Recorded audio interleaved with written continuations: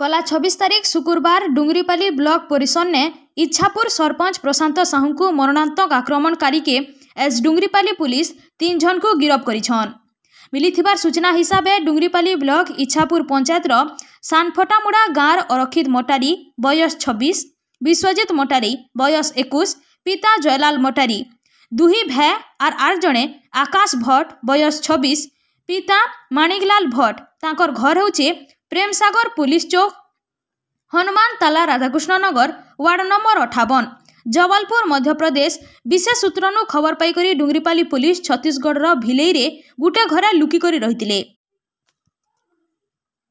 सेनके police पहुंचला परे सेठानु सेमाने फेरार मारिथिले। सेमानकु पिछा करथिले शेषके डुंगरीपाली थाना चिनाजुरी ठाने धरिथिले।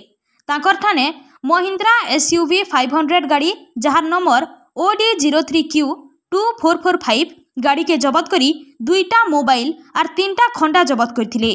केस नंबर 176/24 रे गुटे मामला रुजु करी एज फॉरवर्ड करथिले।